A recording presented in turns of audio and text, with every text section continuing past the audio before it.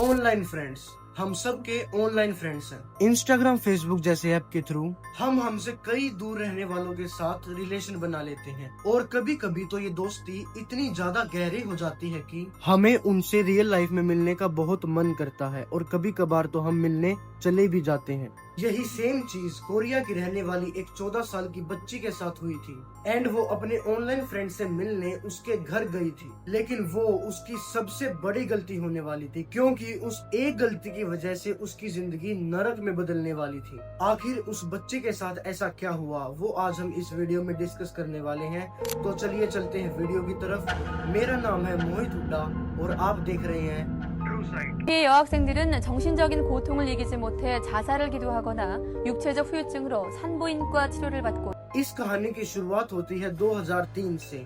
Korea के उल्सान शहर में रहने वाली चोई नाम की एक 14 साल की बच्ची की मुलाकात एक पाक नाम के लड़के से होती है जो कि कोरिया के ही मिरयोंग शहर का रहने वाला था। इन दोनों की दोस्ती ऑनलाइन तो बहुत ज्यादा अच्छी थी, लेकिन इन दोनों ने कभी एक दूसरे के साथ रियल लाइफ में इंटरेक्शन नहीं किया था। ये लोग देर रात तक टेक्सटिंग करते थे, कॉल पर बात करते थे। ये एक दूसरे को बहुत अच्छी तरह से जान चुके थे। इन दोनों की एक साल की बहुत अच्छी फ्रेंडशिप थी। एक साल के बाद जनवरी 2004 में पाक चोए से कहता है कि तुम मुझसे रियल लाइफ में मिलने के लिए आओ। तो चोए अपना घर छोड़ के उल्सान शहर से मिरयोंग शहर तक आ जाती है। जब ये पाक के घर आके डोर नॉक करती है तो पाक दरवाजा खोलता है, लेकिन उस टाइम पाक के हाथ में एक मेटल रोड था और वो मेटल रोड लेकर चोए के सर पे जोर से मार देता है। इस वजह से चोए अनकॉन्शियस हो जाती है। चोए को पाक घसीटते हुए रूम के अंदर ले जाता है एंड वहाँ पे पाक के साथ साथ उसके 11 फ्रेंड्स भी थे।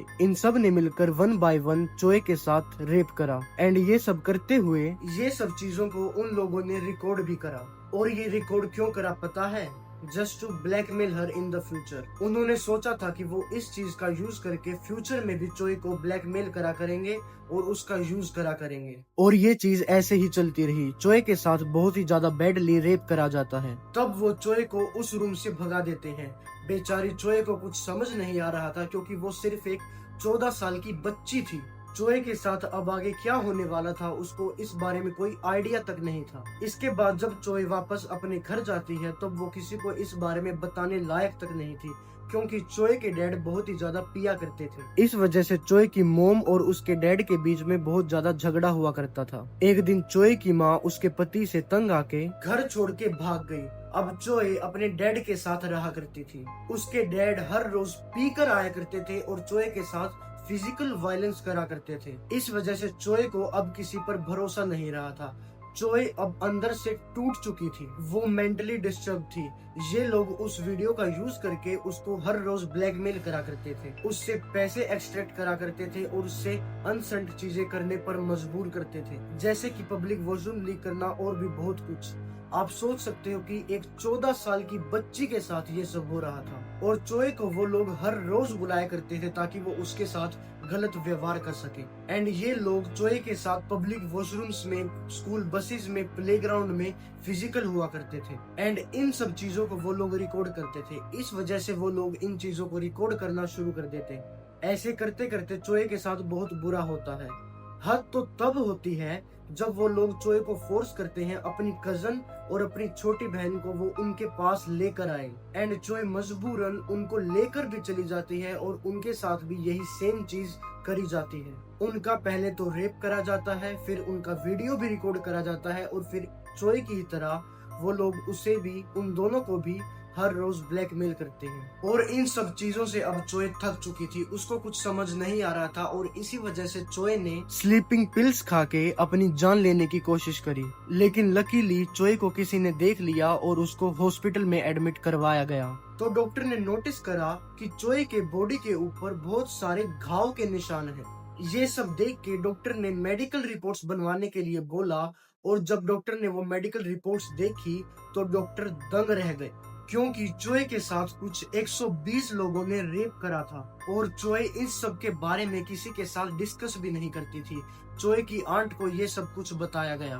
तब चोए की आंट नवंबर 25, 2004 के दिन एक पुलिस कंप्लेंट दर्ज करवाती है।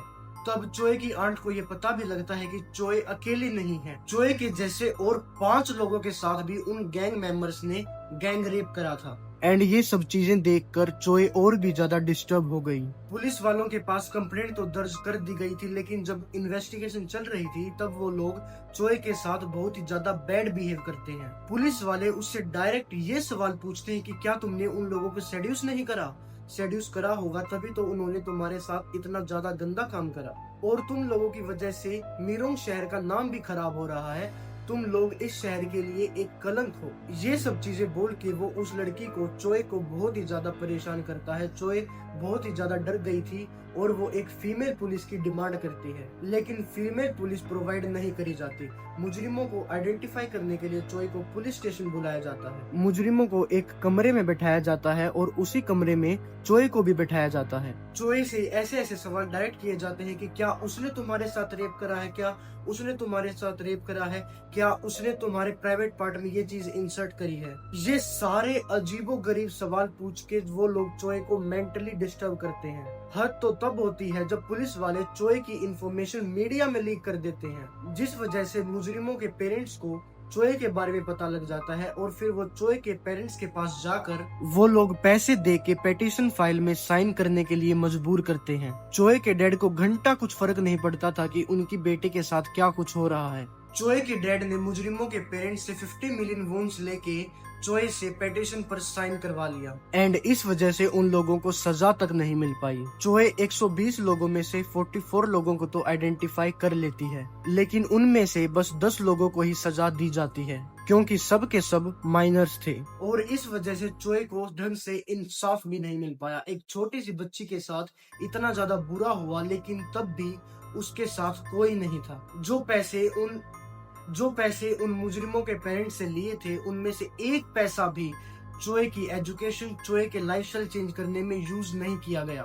एंड चोए फिर से कॉलेज ज्वाइन करना चाहती थी, लेकिन किसी भी कॉलेज ने एक रेप विक्टिम को एडमिशन देने से मना कर दिया। इस वजह से चोए की एजुकेशन भी बीच में रुक गई। एंड कोरिया में एक ऐसा रूल है कि अगर किसी की एजुकेशन कंप्लीट नहीं है तो वहां पर नौकरी देना मना है, और इस वजह से चोए को ढंग का नौकरी भी नहीं मिलता और वो मेंटली और फाइनेंशियली टूट जाती है। और इसी वजह से रिसेंटली चोए एक चोरी के केस में भी पकड़ी गई है। आप लोग समझ सकते हो कि एक छोटी सी बच्ची जिसकी जिंदगी बर्बाद हो गई और आज उसकी कंडीशन बद से बदतर है और आज उसके साथ कोई भी नहीं खड़ा। और इसी के साथ ये कहानी यहीं पर एंड होती है। और अगर आपको ये कहानी अच्छी लगी तो हमारी ये क्राइम प्लेलिस्ट जाकर जरूर देखिएगा, जिसमें ऐसे ही कई सारे सच्चे किस्से हैं और आगे भी इसी तरह आते रहेंगे। And don't forget to subscribe our channel and I will see you guys very very soon.